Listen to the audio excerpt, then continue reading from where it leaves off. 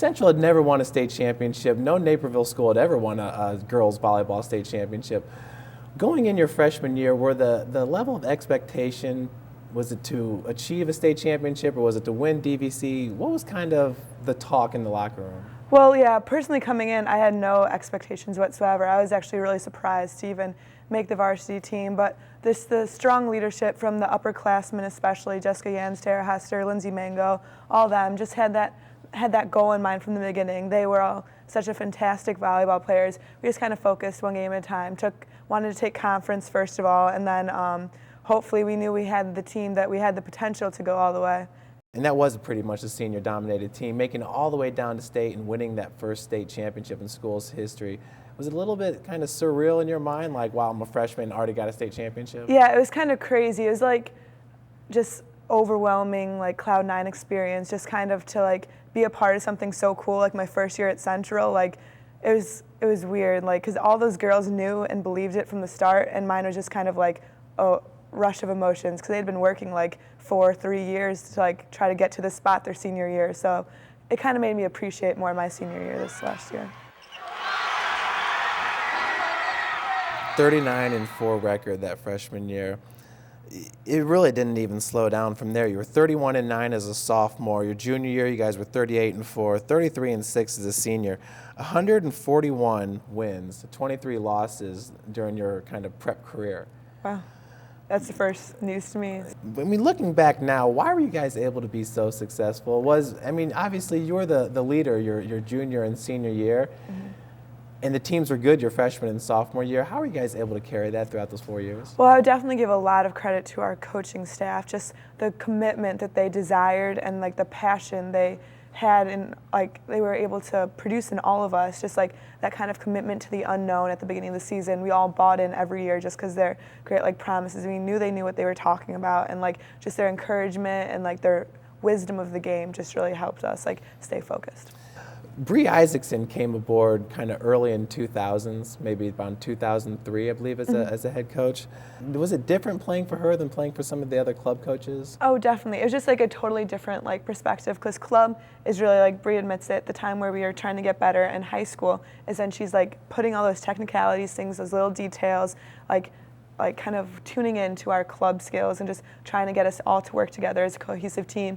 And Bree is just like, she has just such dedication. Like this year she like had a kid during mid-season, like between regular and postseason, came to practice the next day with the kid. 3 of the years she's had kids now, 3 out of my 4 years with her. And like, just like the passion, dedication, like her whole family, like her kids will come to practice and help us. It's just like her love of the game is just so like evident that it just is like amazing coach.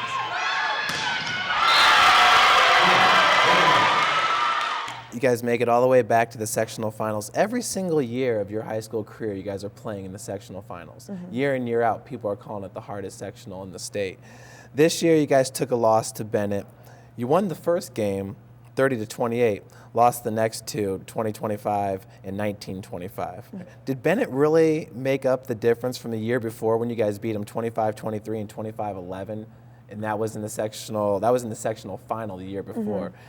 Do you feel like Bennett made up that difference, or was it really, the loss of Heath, McMahon, and Bauer that maybe you guys weren't as talented as a team your senior year? Yeah, well, I mean, I think it was definitely a combination of both. I mean, obviously they improved, but I just think it pretty much could have gone either way, and just at the end they were able to execute in that third match. So experience to Bennett, definitely, from having the same team from the year before, able to close out. And yeah, I guess it was just a different team on our part as well, just not the same. And did you watch any of Bennett's state final match? I did. And were you able to pick something out to where maybe it went wrong for them, or was you doing any coaching from the sidelines? Oh yeah, like I had a bunch of friends actually who were on my club team this past year. They're libero, and they're two outsides, Ari, Natalie, and libero Paige. And so I was definitely watching, and it was just kind of frustrating because like you could see them, like they wanted it so bad, yet they just kind of like, I don't know, it was hard. Like, it was just kind of hard to watch almost, just because like you knew they could do it and they were so close. And then, I don't know, I guess it's just kind of when they realized that they could lose, they started just overthinking, I guess. I don't know, but they're a great group of girls, both off and on the court. You decided to go to the University of North Carolina to play the rest of your, your collegiate volleyball. Yes. How did that decision come to be? Well, I've always been like a huge sports fan, just from a kid watching like the NCAA tournaments, watching women's soccer there, and whatnot. I've just been a huge fan of North Carolina's athletics. When I heard they were possibly interested in me my junior year, I was super excited and went on a visit, and like I knew that was the place I wanted to go from like right when I got there. The girls were great, coaching staff really nice, great academic school, and I was just really hoping that I'd have a chance to play there. And so in February of last year, when they offered me a scholarship, I slept on it one day like my club coach told me to, and I accepted, and it's the best decision I've ever made. Never regretted it once. Will your role remain the same as far as being outside or with North Carolina? Yeah, well, hopefully. I'm not really sure exactly how the playing situation will go right now. Looks like I'm replacing a senior outside hitter who's graduating, but I mean, I'm available to play back row, whatever is needed of me, so.